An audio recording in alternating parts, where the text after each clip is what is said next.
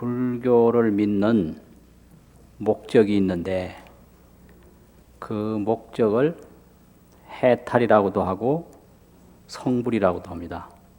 성불합시다. 또 해탈해야 된다. 흔히 생사해탈 뭐 이런 말을 하거든요. 생사해탈, 성불. 그러면 해탈은 뭐고 성불은 뭔가 하는 것이 중요하거든요.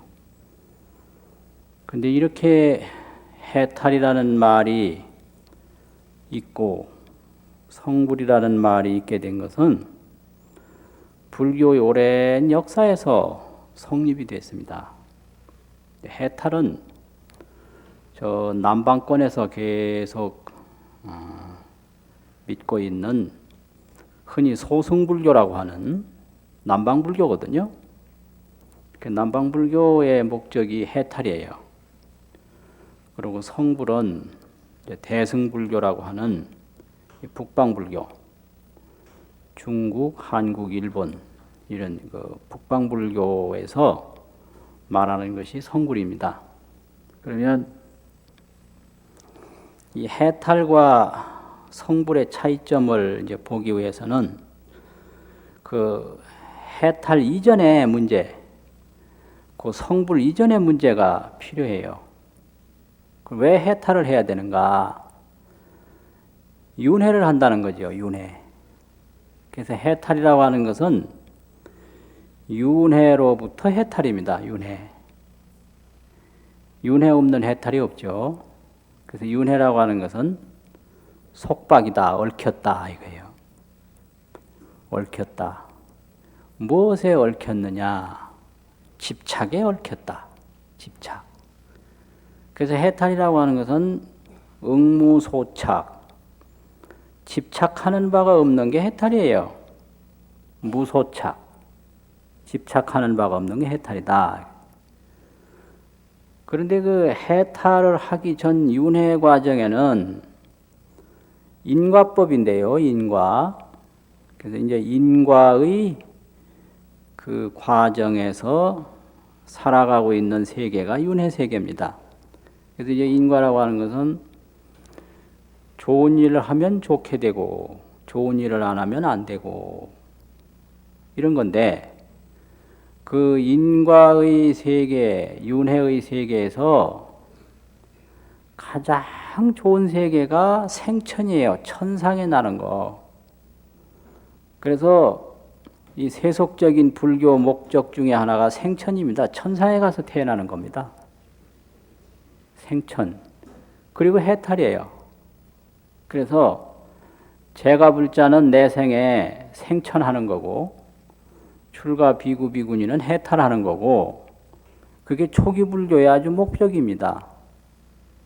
근데 요즘에는 생천이라는 말은 잘 안 쓰고 극락왕생을 이제 쓰는데 이건 대승에서 하는 목표가 되거든요.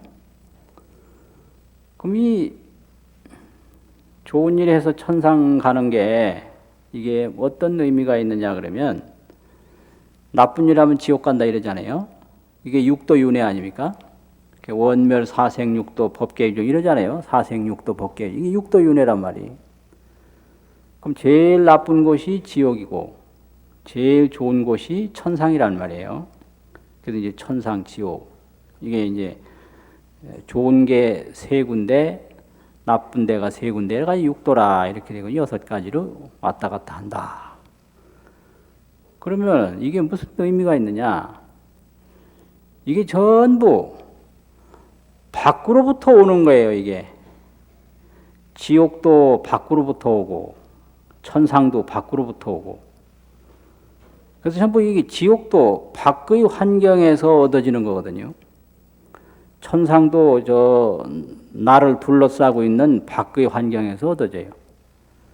그래서 내가 좋은 환경을 맞이하기 위해서 이제 노력을 하면 좋은 환경이 오는데 밖에서 온다 이거예요. 이게 또 간다는 거예요. 밖에서 온 건 밖으로 간다는 겁니다. 그래서 아무리 뭘 얻어놔도 그게 영원한 게 아니고 간다. 이게 무상이에요, 무상. 그러니까 이걸 유루법이라고도 하고요. 샘이 있는 법이다. 새는 그릇에 아무리 물을 가득 채워놔도 새 없어진다는 거예요. 이게 이제 윤회고, 이게 인과고, 이게 중생세계거든요. 중생세계. 그래서 지금보다 더 좋은 걸 갖기 위해서 열심히 노력하면 얻어요. 얻는데 그게 또 없어져. 더 좋은 걸 갖기 위해서 열심히 하면 얻어. 근데 그게 또 없어져. 이것이 윤회거든요. 이것이 인과고. 그래서 야, 이래서는 안 되겠다. 이래가지고 서가모니 부처님이 여기서 발견한 게 해탈이에요. 이런 것은 서가모니 부처님 이전에도 다 있었거든요.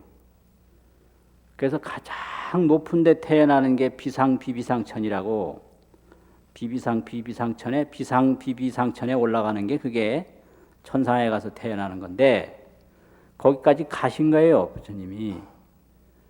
그런데 그것도 완전치 못하다 그래가지고 다시 내려와서 다시 정진을 해가지고 해탈을 얻으셨는데요. 해탈은 그게 뭘 말하는 거겠습니까? 해탈. 풀려난다. 풀려난다. 그럼 어디서 풀려나느냐? 지옥을 가는 것도 그만두고 천상을 가는 것도 그만두고 좋은 것도 그만두고 나쁜 것도 그만두고 일체 것에서 끝나는 거예요. 그걸 정멸이라고 그럽니다. 멸.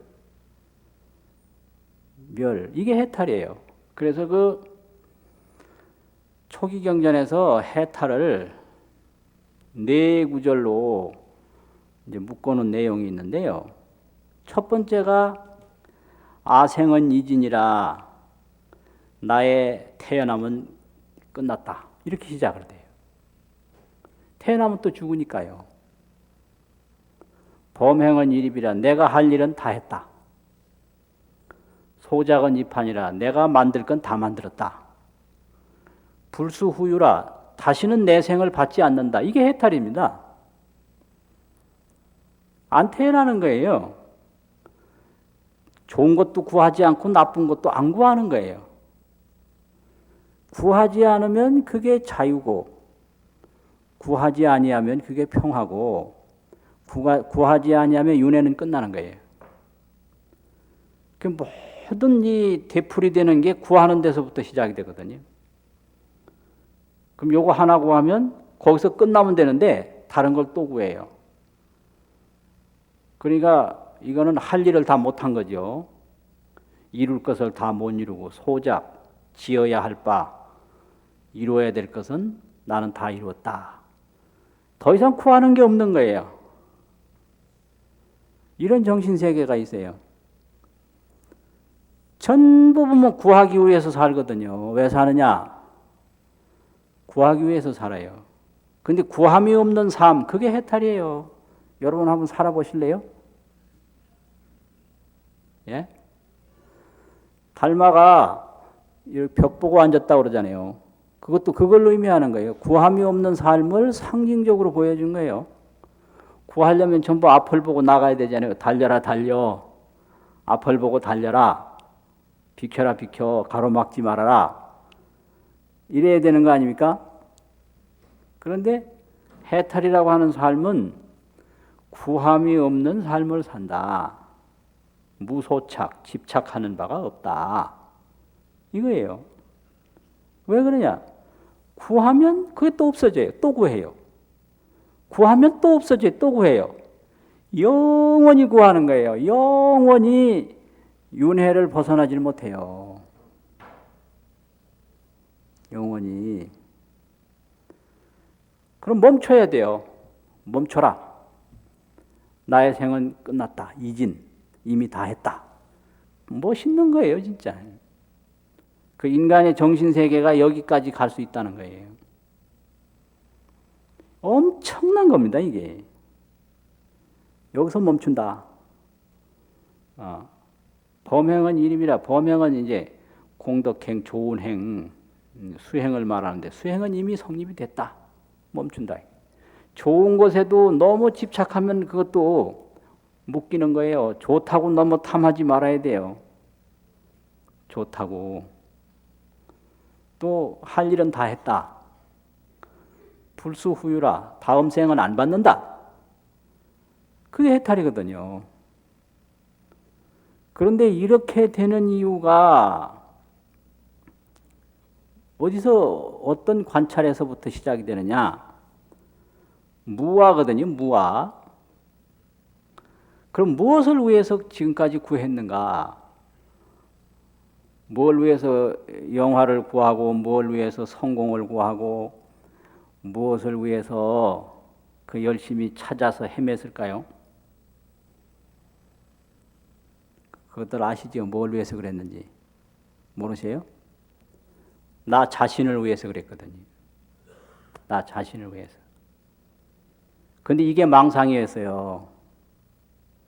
지금까지 나라는 허상에 매여서 이렇게 구하고 또 구하고 또 구해서 끊임없이 고통을 반복했다. 이걸 보기 시작한 거예요. 그런데 부처님은 보니까 나라는 게 없더라는 거예요. 이게 무아입니다. 이게 무상이고 무아예요. 아무리 구해도 없어진다. 이게 무상 아닙니까?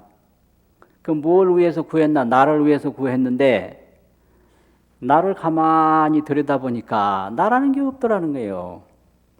나라는 게 있으려면 내 맘대로 되는 게 있어야 되는데 내 맘대로 되는 게 하나도 없고요. 변하지 않는 게 있어야 되는데 시시각각으로 변해서 일생을 살아가는데 내 모습이 천억만 개도 더 되라는 거죠. 어릴 때 모습, 중간 때 모습, 늙었을 때 모습, 죽어갈 때 모습. 도대체 무엇을 나라고 할 수가 없다. 지금의 내 모습도 순간적으로 스쳐가는 거지. 이게 며칠 못 간다는 거죠. 지난달에 왔을 때 내 모습하고 지금 모습하고 또 달라졌을 거거든요. 그럼 지난달 모습이 난가, 지금 모습이 난가, 어떤 게 나겠어요? 한 5년 전에 여기 왔는데 5년 전에 왔을 때 난가? 그 나라는 것을 깊이 관찰해 보면 나라는 건 없는데 생각으로 나라는 생각을 가지고 있다. 이걸 아상이라고 그러고 이걸 아집이라고 그럽니다. 나에 대한 집착이요, 나에 대한 생각이라고. 그래서 무아를 철저히 보니까 더 이상 구할 게 없는 거예요. 이게 해탈이에요. 무아를 보지 못하니까 끊임없이 구해서 돌고 돌고 이 집에서 저 집으로 저 집에서 이 집으로 돌고 돌고 반복하거든요. 이것이 바로 무상과 해탈, 윤회와 해탈이죠. 그래서 해탈이라고 하는 것은 구하지 않는 게 해탈이지 뭐 다른 게 따로 있는 건 아니다. 이게 다른 게 따로 있다면 역시 거기에 묶이는 거예요. 거기에 뭐든지 구하면 묶이는 거예요. 일체 구함이 없는 무구, 구함이 없는 세계가 그게 해탈이에요. 그러면 이제 구함이 없는 세계가 해탈이라고 그러니까 구함이 없는 거 그거 구하면 그것도 또 속박이에요. 구함이 없는 것도. 그래서 보이는 걸 구하든지 보이지 않는 걸 구하든지 구하는 건 다 얽히는 거거든요. 그 마찬가지예요. 여기까지가 이제 소승불교입니다. 윤회와 해탈. 멋있는 거예요. 아주 멋있어요. 그런데 여기서 해결 안 되는 게 있어요. 그 구하지 않는 부처님의 생애를 보니까 뭔가 열심히 했거든요. 막 다니면서 설법도 하고 아주 뭐 굉장한 그런 생활이 또 펼쳐져요. 그거를 이제 다시 발견하기 시작한 거래요. 해탈 다음에 뭐가 오는가? 그런데 부처님은 해탈에 대한 내용을 설명을 안 했어요. 그 설명 안 하신 게 참 잘하신 건데 그 설명할 도리가 없거든요. 그런데 뒤에 이제 제자분들이 깨달은 거예요. 아, 그 서가모니 부처님이 해탈하신 다음에 설법도 하시고 다니시기도 하고 제자들과 함께 머무시고 엄청난 그런 힘이 나왔는데 그 힘이 도대체 뭐냐? 거기서 이제 나온 게 대승불교입니다. 그래서 대승불교는 서가모니 부처님 해탈한 이후의 불교예요. 해탈한 이후. 그래서 거기서 이제 뭔가 하고 보니까 오늘날 우리가 매일 그냥 눈 뜨면 보는 반야바라밀이 거기서 나오는 거예요. 해탈 후에. 그게 반야입니다. 해탈 다음에는 반야예요. 그래서 반야는 무아에서 나오는 거예요. 그 반야가 뭐냐? 뭐 이런 겁니다. 이 몸이라고 하는 것은 파초와 같다 이래요. 파초가 이 알맹이가 없지 않습니까? 껍데기 벗기고 보면 그냥 알맹이가 없잖아요. 허질이라는 거죠. 빈 몸이다. 빌허자, 체질이라는 질자, 허질. 그래서 유마경에서는 파초 허질이라고 그랬어요. 파초와 같은 허질이라고. 그래서 몸은 이렇게 허해요.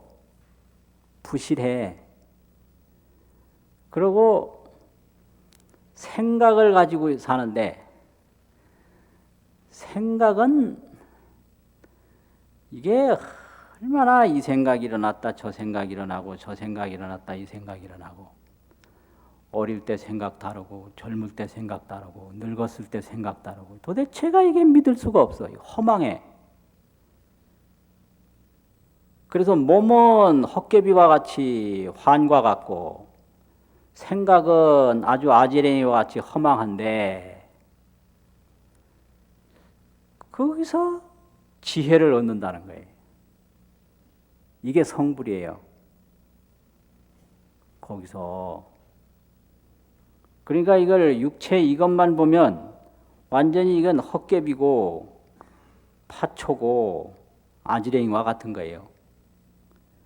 그런데 거기서 반야가 나타나면 어마어마한 거예요, 이게. 그래서 부처님이 해탈한 다음에는 그 해탈한 정신을 가지고 살았는데 그걸 해탈지견이라고 합니다. 해탈지견. 해탈한 상태에서 알고 해탈한 상태에서 본다고 해서 해탈지견이에요. 그 해탈지견이 바로 반야입니다. 반야. 반야. 그래가지고 이 몸을 그대로 늙혀 죽이고 이 몸을 그대로 모셔놓으면 이거는 별거 아니에요. 이게 아주 무상하고 험하고 생각은 허망해서 망념이라고 그러거든요. 망념. 그래서 중생의 생각은 무슨 생각이든지 나중에 보면 허망해요. 망념이에요. 인간의 육체는 어떤 육체든지 나중에 보면 허질이에요. 허해서 없어져. 그러니까 생각을 믿어서도 안 되고 육체를 믿어서도 안 되는 거예요. 근데 인간이 희망을 가질 때 전부 사람 보고 야 잘생겼다. 그 사람 생각이 좋아 이러잖아요. 그거 믿을 거 못 돼요. 아니요. 절대 거짓말 아니에요. 지금 생각이 그게 얼마 못 갑니다. 그걸 아셔야 돼요. 또 지금 모습이 얼마 못 가는 거예요. 그게 다 환과 같고 환상이다 이 말이죠. 망념이고. 그런데 거기다가 점을 찍는다고 아 요거는 안 변하겠지. 천만의 말씀이에요. 변하지 않는 게 하나도 없거든요. 변하지 않는 게. 그래서 이렇게 환상과 같고 이렇게 허망한 생각만 일어났다 사라지는데 여기서 그 깨달음의 지혜가 나타나면 이 어마어마하다. 이게 반야입니다. 반야. 그래서 여기서 이제 그 깨달음을 얻으면 그 반야의 세계는 밝은 것도 아니고 누운 것도 아니고 긴 것도 아니고 짧은 것도 아니고 별별 말씀이 다 있거든요. 그런데 요것이 반야다. 그거는 생각이에요. 그래서 그건 봐야 된다. 그런 법문이 많습니다. 그게 반야 법문이고 그게 성불 법문이에요. 그런데 우리가 길다, 짧다, 죽는다, 산다 이거는 전부 망념이에요. 망념. 망념은 요즘으로 말하면 관념이거든요. 관념. 이 관념을 잘 정리해 놓은 게 개념인데요. 개념을 체계화하는 게 학설이고 논문입니다. 개념 없으면 학설이 안 되거든요. 그러면 개념은 어디서 생기느냐? 망상에서 생기는 거예요. 허망한 생각에서. 요걸 체계화시키는 거 하나하나 그 입자를 만들어 놓은 게 개념이거든요. 또 개념도 아주 전문화되면 그걸 조작적 개념이라고 그래요. 조작적 개념. 그래서 과학계는 과학대로 조작적 개념을 만들어 놓고 문학계는 문학대로 개념을 자꾸 조작해냅니다. 그래서 개념 조작을 잘하는 기술자들이 신학설을 발표하는 사람들이에요. 이런 겁니다. 이게 깨달음에서 볼 때는 무슨 소리를 해도 개념인데 개념은 조작된 거다. 그 조작이 오늘 조작으로 모자라서 내일은 또 조작하죠. 그래서 신용어들이 계속 나오는 거예요. 그런데 그건 역시 변한다 이거예요. 그래서 학설치고 안 변하는 게 없거든요. 그 본래 관념에서부터 출발했기 때문에 그래요. 그런데 이 반야는 모든 관념에서 해방된 것이 반야예요. 관념의 초월. 그걸 무념이라고 합니다. 무념, 없을 무자, 생각념자. 그래서 육조단경에 보면 무념이란 말이 많이 나온대요. 육조단경이 어디서 나왔느냐 하면 금강경에서 나온 거거든요. 반야바라밀. 그래서 반야바라밀 금강경을 보고 깨닫고 설법한 게 육조단경이에요. 그래서 육조단경의 소위경전은 금강경입니다. 그러니까 무념이라고 딱 한 거예요. 거기서는. 그리고 모든 이 형상을 관찰하는 것은 자기 생각으로 보이는 건데 자기 생각에서 그 형상이 관찰되어진 것을 전혀 모르고 완전히 자기와 상관없이 존재하는 걸로 알고 집착을 하는 게 그게 중생이거든요.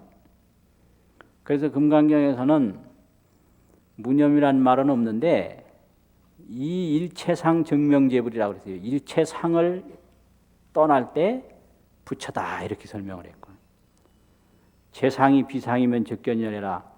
모든 형상이 상이 아닌 것을 본다면 바로 열애를 보는 것이다 이렇게 얘기를 했어요. 이게 상은 개념에서 나오는 거예요. 망념에서. 그런데 상에서 해방된다는 것은 자기 그 허망한 생각으로부터 해방된다는 거예요. 그게 무념이고 그게 반야입니다. 그래서 이게 참 문제예요. 그래서 이게 아무리 설명을 해도 개념으로 받아들이니까 설명이 안 되는 거예요. 그래서 이 무념이 망념을 뚫고 들어갈 수가 없어요.